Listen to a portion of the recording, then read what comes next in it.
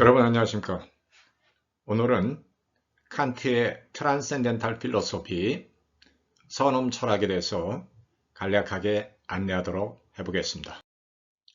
칸트 철학에 있어서 라인, 아프리오리, 트랜센덴탈이 갖고 있는 용어에 의해서 간략하게 한번 설명해 보겠습니다.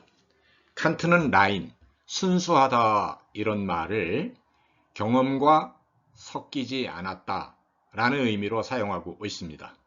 그래서 칸트에게 있어서 순수하다라는 말은 경험과 전혀 섞이지 않았다 이렇게 이해하시면 될 것 같습니다.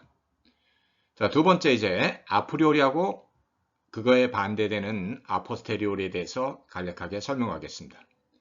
칸트는 아프리오리를 unabhängige von der Erfahrung, independent of experience, 즉 경험으로부터 독립되어 있다.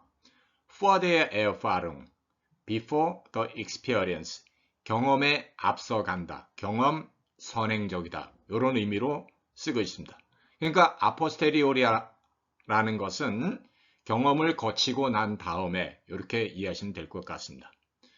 자, 세 번째 이제 칸트는 트랜센덴탈이라는 용어를 쓰는데 일단은 칸트는 독일어로 Die Bedingungen der Möglichkeit der Erfahrung, 직역하면 경험 가능성의 조건들이다 이렇게 우리가 번역해 볼 수 있습니다. 영어로는 the condition of the possibility of experience 이렇게 얘기합니다. 그래서 칸트의 트랜센덴탈이다라는 말은 경험을 가능케 하는 거다 이런 의미로 경험 가능성의 조건, 즉 경험을 가능케 하는 거다. 그래서 이거를 경험 가능적이다 이렇게 이해하시면 될 것 같습니다. 자, 칸트는 전통 철학에서 아프리오리다라는 말은 근거나 원인에 있어서 앞서가는 거다 이런 뉘앙스였습니다. 예를 하나 들어보겠습니다. 신이 세계를 창조했다고 한다면 신이 더 앞서가는 겁니다. 세계는 신으로부터 파생된 거기 때문에 우리는 신이 아프리오리한 거고 세계는 아포스테리오리하다. 그러니까 근거나 원인에 있어서 앞서가는 것은 아프리오리하고 아포스테리오리하다라는 것은 그것으로부터 파생되어 나온 거다. 그것 뒤에 오는 거다. 이렇게 이해하면 될 것 같습니다.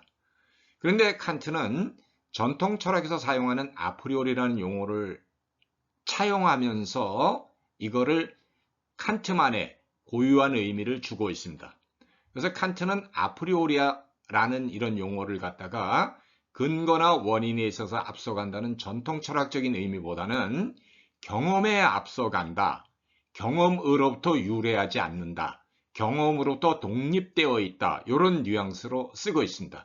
그래서 칸트에게 있어서 아프리오리는 원인이나 근거에 있어서 앞서간다 이런 의미라기보다는 경험 독립적이고 경험 선행적인 거다 이렇게 여러분들이 이해하시면 될 것 같습니다. 그리고 칸트가 전통 철학에서 사용하는 아프리오리를 차용하면서 자기만의 고유한 의미를 제공하고 있기 때문에 임마누엘 칸트에게 있어서 아프리오리는 근거나 원인에 있어서 앞서간다 이런 뜻이 아니라 경험으로부터 독립되어 있거나 경험에 선행하는 거다. 그래서 저는 아프리오리를 칸트 문맥 안에서는 경험 독립적, 경험 선행적 이런 의미로 이해하시면 될 것 같습니다. 칸트에게 있어서 아프리오리는 순수 감성 형식, 즉 칸트는 시간과 공간을 제시하고 있습니다. 그 다음에 칸트는 순수 사고 형식인 범주를 제시하고 있습니다. 그래서 임마누엘 칸트에게 있어서 아프리오리한 것은 순수 감성 형식과 순수 사고 형식 요 두 가지가 있다라는 것만 여러분들이 염두에 두기 바랍니다. 그래서 임마누엘 칸트가 카테고리 순수 사고 형식인 범주를 갖다가 얘기할 때 칸트에게 있어서 범주라고 하는 것은 아프리오리한 컨셉이다. 즉 경험 독립적인 개념이다. 경험 선행적인 개념이다. 이렇게 이해하시면 될 것 같습니다. 그리고 또 하나 조심해야 될 것은 임마누엘 칸트는 아프리오리아라는 이것을 트랜센덴탈과 같은 의미로 사용하고 있지 않습니다. 왜 그러냐면 아프리오리아다라는 것은 경험 독립적이고 경험 선행적인 의미를 쓰지만 칸트의 트랜센덴탈은 그 아프리오리한 그 순수 사고 규정 형식을 갖고서 시간과 공간을 통해서 주어지는 것들과 관계 맺고 시간과 공간을 통해서 주어지는 걸 갖다 인식하고 그것을 갖다가 종합하는데 활용하기 때문에 이렇게 아프리오리한 개념을 갖다가 사용한다라는 이런 의미로서 칸트는 트랜센덴탈을 쓰고 있습니다. 그래서 여러분들이 아프리오리를 경험 독립적, 경험 선행적 이렇게 이해한다면 트랜센덴탈은 칸트 문맥 안에서는 경험 가능적이다. 경험 가능성의 조건을 갖다가 정당화하는 거다. 이렇게 이해하시면 될 것 같습니다. 칸트는 아프리오리를 갖다 밝혀내는 것을 갖다가 자신의 전문 용어로 엑스포지치온, 영어로 이제 익스포지션 이렇게 번역이 되어 있습니다. 그 다음에 독일어로 에예웨르터릉. 그래서 요거를 이제 우리 한국어로는 이제 구명한다. 즉 철저하게 밝혀낸다. 이런 뉘앙스로 여러분들이 이해하면 될 것 같습니다. 그래서 임마누엘 칸트는 이 엑스포지치온 내지는 에예웨르터릉을 갖다가 정당화한다라는 것. 즉 칸트에게 있어서는 이제 겔퉁수 나크바이즈라고 하는 요 용어하고 이렇게 구별이 됩니다.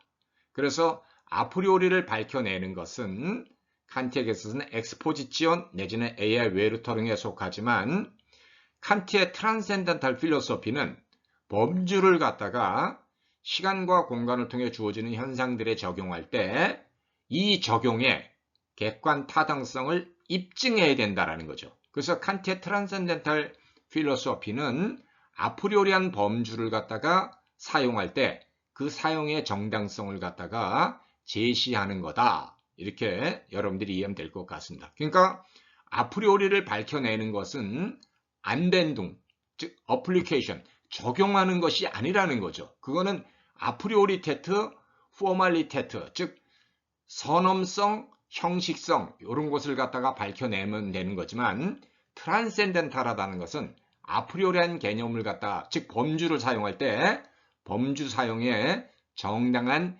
근거를 제시하는 입증 책임이 반드시 따라다닌다라는 거죠. 그래서 여러분들이 쉽게 이해한다면 그 에예웨르터릉 내지는 엑스포지치온은 입증 책임이 아니다. 그러나 트랜센덴탈 이 여기서 대둑지온에서 말하는 칸트가 말하는 선엄적 영역에서 말하는 이 대둑지온은 입증 책임이다. 이렇게 일단은 구별하시면 될 것 같습니다. 자, 영국 경험론은 모든 개념은 경험으로부터 우리가 추상작용을 통해서 후험적으로 얻어내는 거다. 이렇게 이제 이해를 하고 있습니다.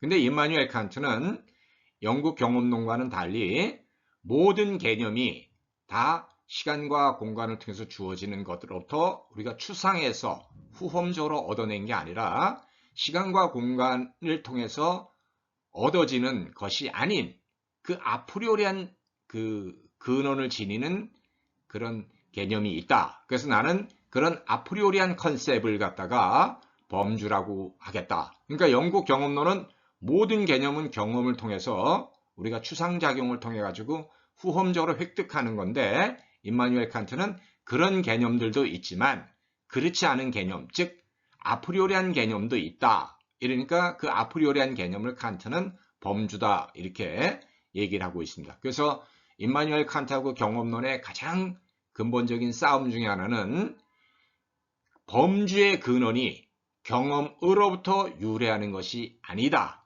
범주의 근원은 우리 순수 지성 안에 뿌리를 내리고 있는 거지 경험을 통해서 우리가 후험적으로 얻어낸 게 아니다 라는 데 있다라는 것, 이거를 잘 구별해야 됩니다. 여기서 이제 칸트는 로크하고 확연히 구별이 됩니다.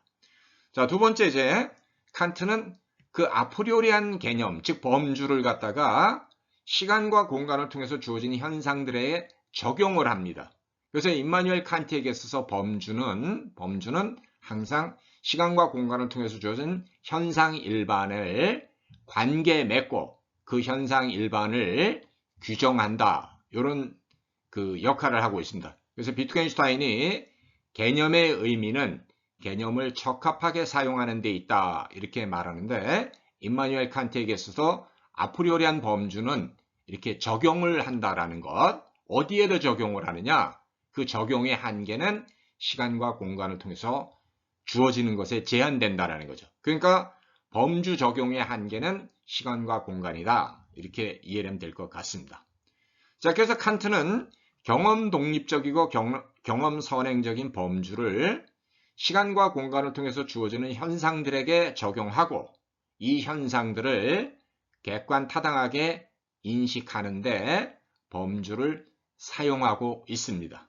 그래서 칸트가 말하는 트란센덴탈은 범주를 사용함으로써 인식을 성립시킨다라는 의미이기 때문에 우리가 칸트의 이 트란센덴탈 필로소피라고 얘기할 때 이 트란센덴탈의 의미는 경험을 가능케 하는 거다. 그래서 범주를 통해서 시간과 공간을 통해서 주어지는 현상 일반을 갖다가 종합하고 인식함으로 인해서 현상 일반을 갖다가 인식 가능하도록 하는 것, 이것이 칸트의 트란센덴탈 필로소피의 핵심이다. 이렇게 여러분들이 이해하시면 될 것 같습니다. 자, 전통 철학에서 디덕션은 논리학적인 의미였습니다. 그래서 논리학에서는 우리가 전제로부터 결론을 필연적으로 도출한다 이렇게 얘기를 합니다. 그래서 연역 추론에서는 여러분들이 전제는 결론이 성립하는 걸 100% 확실하게 보장해주는 추론의 강제성을 뜻합니다. 그러니까 논리적 추론은 논쟁의 대상이 아닙니다. 절대로. 왜냐하면 그거는 필연성을 강제하는 거기 때문에. 그래서 비트겐슈타인이 규칙 따르기라고 하는 그 강제성은 우리가 무조건 따라야 되는 거지 우리가 따랐기 때문에 타당한 게 아니라 그게 타당하기 때문에 우리가 무조건 따라야 된다는 거죠. 그래서 여러분들이 논리적 강제라는 의미에 있어서의 데둑지어는 이거는 논리학에서 사용하는 의미입니다. 그런데 임마누엘 칸트는 논리학에서 사용하는 데둑지어라는 말을 갖다가 차용하면서 자기만의 또 고유한 의미를 주고 있습니다. 그래서 칸트에게 있어서 디덕션은 논리적인 의미가 아니라 권리 싸움에 속한다라는 거죠. 그래서 칸트는 이걸 갖다 이제 quid iuris 이렇게 얘기를 합니다. 그래서 영국 경험론은 경험 독립적이고 경험 선행적인 개념, 즉 범주를 인정하지 않습니다. 근데 칸트는 우리는 경험을 통해서 추상작용을 통해 가지고 후험적으로 획득된 개념이 아닌 아프리오리한 개념이 있다. 이러니까 경험 독립적인 개념, 경험 선행적인 개념이 있다라고 얘기를 하기 때문에 영국 경험론이 칸트에게 대해서 이제 그 태클을 걸어오면 칸트는 그 태클에 대해서 자기 자신을 갖다 방어를 해야 된다라는 거죠. 그래서 칸트는 범주를 사용함으로써 범주가 현상 일반을 종합하고 규정하는 것이 가능하다. 이렇게 칸트가 주장하니까 칸트는 데이비드 휴메의 회의주의에 맞서서 또 데이비드 휴메에 대한 회의주의에 대한 대답으로서 범주를 통한 인식의 보편 타당성이 가능하다는 것을 입증해야만 되는 그 입증 책임을 지고 있다는 거죠. 그래서 칸트가 말하는 디덕션의 의미는 연역의 의미는 입증 책임이다. 이렇게 이해를 하시면 될 것 같습니다. 그래서 독일어 겔퉁스 안슈프루크 그러면 타당성을 요구한다 이 뜻이에요. 그래서 영국 경험론이 칸트한테 경험 독립적이고 경험 선험적인 개념이 경험 독립적인 개념이 있느냐? 이렇게 그러니까 칸트가 있다 이러니까 칸트는 영국 경험론의 요구에 대해서 입증 책임을 져야 된다는 거죠. 근데 데이비드 휴미 칸트에게 또 물어봅니다. 아니 경험 독립적인 개념이 있고 경험 선행적인 개념이 있는데 즉 범주가 있는데 그 범주를 통해서 현상 일반과 관계 맺으면서 현상 일반을 갖다가 보편타당하게 인식하는데 네가 그 범주를 사용한단 말이냐? 이렇게 얘기하니까 칸트가 바로 내가 말하려고 하는 게 그거다. 나는 경험 독립적이고 경험 선행적인 그 범주를 갖고서 그 범주를 시간과 공간을 통해서 주어지는 현상 일반에 적용해 가지고 그 현상 일반을 갖다가 인식 가능하도록 그 범주를 갖다 사용하겠다. 그 사용에 대한 그 타당성 추후 증명 이거를 이제 독일어로는 겔퉁스 나크바이스 이렇게 얘기를 합니다. 그래서 칸트는 경험 독립적인 개념과 경험 선행적인 개념을 갖고서 이것을 경험을 가능케 하는데 사용하기 때문에 이 개념 사용에 대한, 범주 사용에 대한 입증 책임을 져야 된다는 것. 이게 칸트 트랜센덴탈 데둑션, 즉 선엄적 연역의 가장 핵심적인 개념입니다.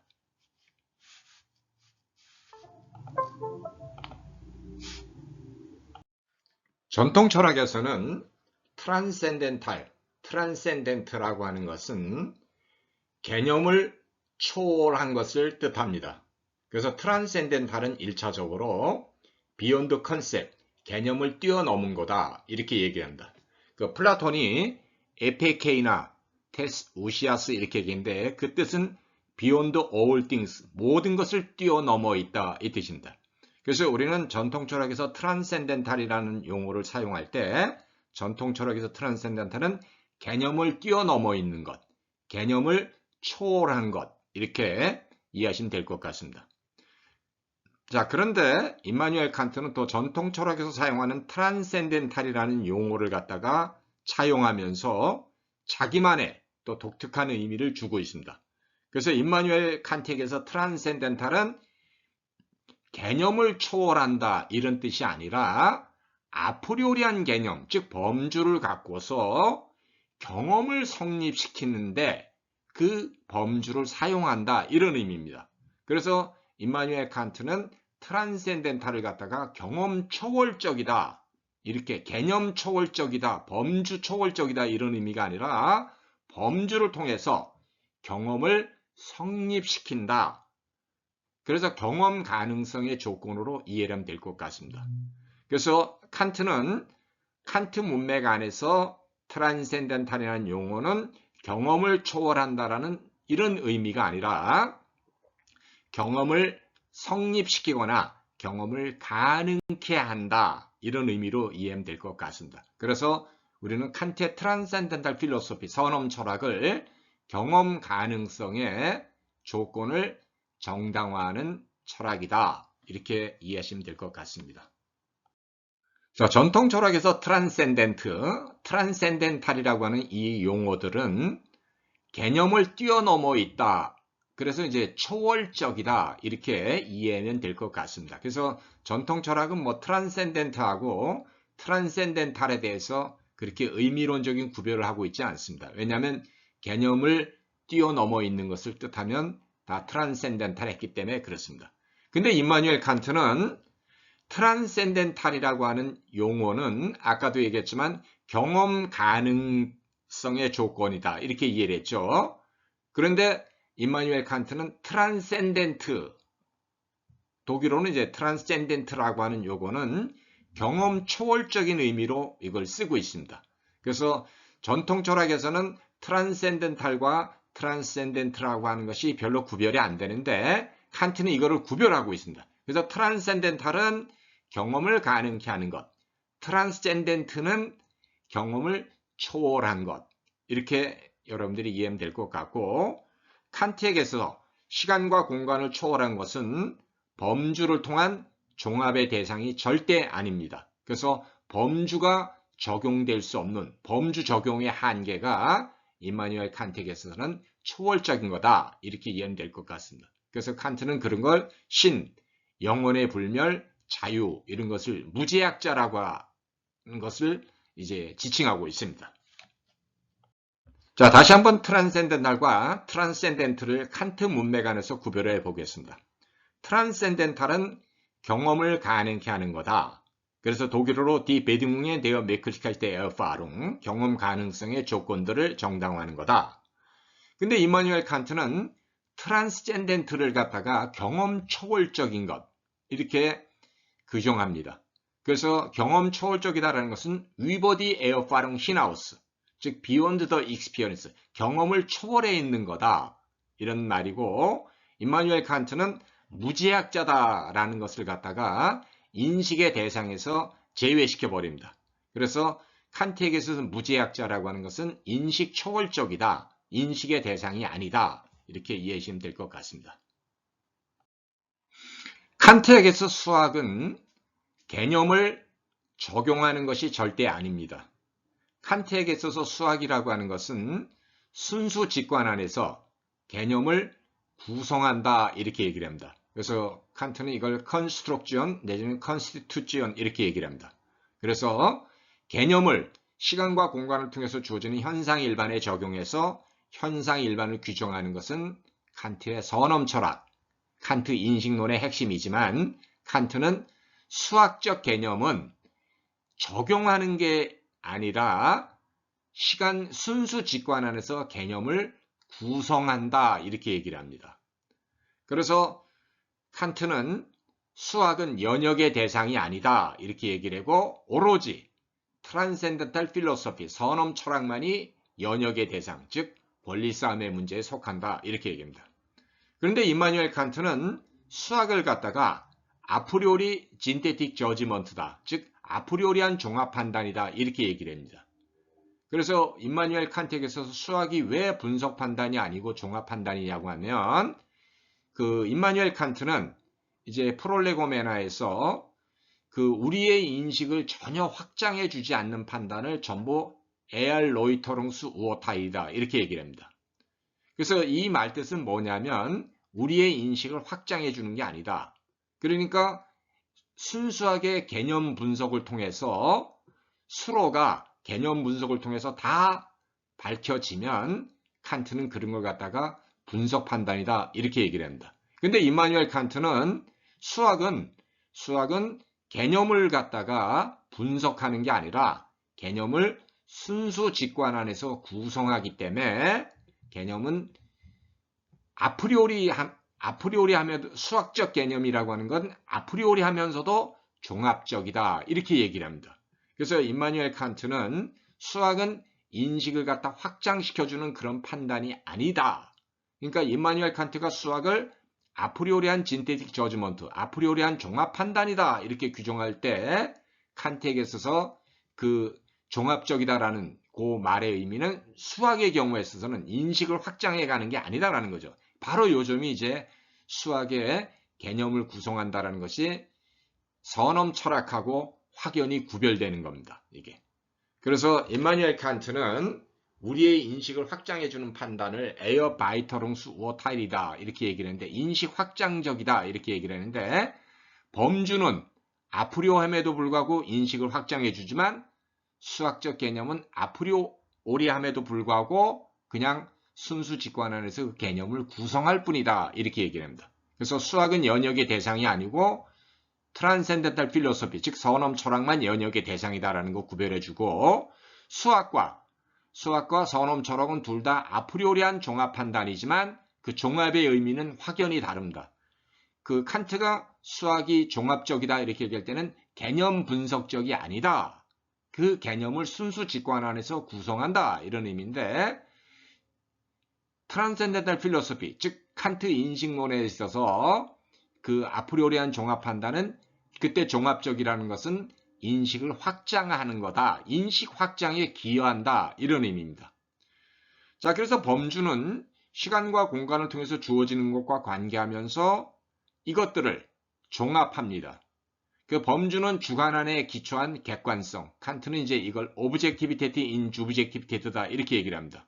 그래서 이 개념을 갖다가 이 범주를 사용할 때 반드시 정당화를 충족시켜주지 않으면 안 된다는 거죠. 그래서 임마누엘 칸트의 트랜센덴탈 필로소피 즉 선엄 철학은 딱 두 개의 문제를 해명하는데 귀착이 됩니다. 하나는 Wie ist Erfahrung möglich? 경험이 어떻게 가능하냐?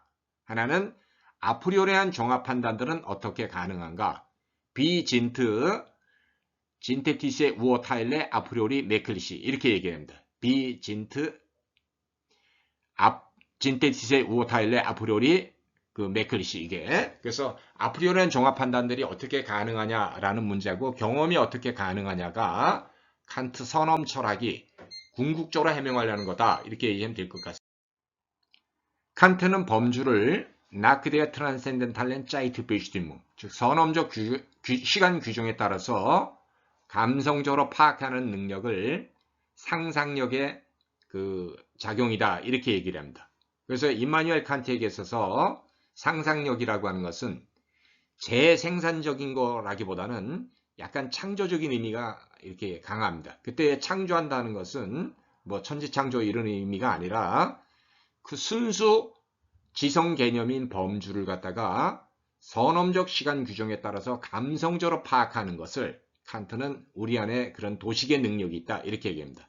그래서 여러분들이 인과라는 개념을 갖다가 우리가 도식을 하면 뭐뭐 때문에 뭐뭇이 성립하게 됐다. 때문에 쓰니까 이렇게 이해하면 될 것 같고 그 필연성에 대한 우리가 그 필연성이라는 범주의 도식은 항상 이렇게 이해하면 될 것 같습니다. 자, 범주를 적용하는 것은 인식 가능성의 조건들을 해명하는 것에 기초합니다. 하지만 구상력 내지는 상상력, 아인빌크라프트는 범주를 적용하는 것이 아니라 아프리오리한 개념, 즉 범주를 선험적 시간 규정에 따라서 도식화하는 능력입니다. 그래서 감성과 지성의 동물론적 뿌리를 정당화하는 것이 칸트 인식론의 핵심은 아닙니다. 칸트는 순수 지성 개념인 범주하고 순수 감성인 이 둘은 이질적이지만 그럼에도 둘이 결합되지만 인식이 성립한다 이렇게 얘기를 했지 그 감성과 지성의 동물론적 뿌리를 갖다가 상상력에서 정당화하고 있지는 않습니다. 물론 그렇게 칸트를 해석하는 사람은 있지만 그는 칸트의 문맥 안에서 이제 아주 체계적으로 비판당하고 있습니다. 왜냐하면 칸트의 선험 철학은 감성과 지성의 결합을 통해 인식이 성립하는 것을 정당화한 것이지 감성과 지성의 동물론적 뿌리를 해명하는 것과 구별되기 때문에 그렇습니다. 그러니까 연역의 권리 싸움은 철학적 최후 근거에 대한 요구와 확연히 구별된다는 걸 우리는 명심해야 됩니다.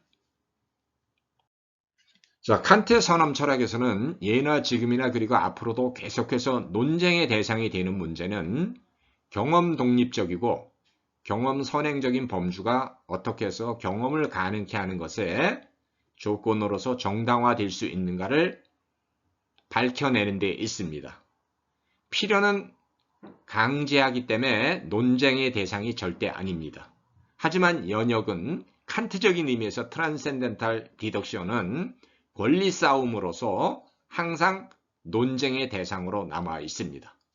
그래서 칸트의 선험 철학은 철학적 최후 근거도 아니고 개념의 독단적 사용도 피하면서 그리고 범주의 객관적 사용을 통해 회의주의를 극복해가는 것이 칸트 선험 철학의 가장 핵심적인 문제에 속합니다. 그래서 칸트는 이걸 갖다가 경험이 어떻게 가능하냐, B ist Erfahrung möglich 이렇게 얘기하고 또 하나는 아프리오리한 종합 판단이 어떻게 해서 가능하냐, B sind synthetische Urteile a priori möglich 이렇게 주장하게 됩니다. 그래서 여러분들이 칸트 철학을 이해할 때 예나 지금이나 앞으로도 그리고 이 칸트가 제기했던 문제는 항상 논쟁의 어떤 그 중심에 서 있기 때문에 우리는 이 문제를 피해갈 수도 없지만 그렇다고 해서 이 문제에 대해서 칸트가 제기했던 이 물음에 대해서 궁극적인 어떤 이 최후 근거를 줄 수 있다라고 하는 그런 허세도 우리가 좀 피해야 됩니다. 그래서 저는 칸트의 트랜센덴탈 필로소피는 영원한 논쟁의 테마다 이렇게 이해하면 될 것 같습니다.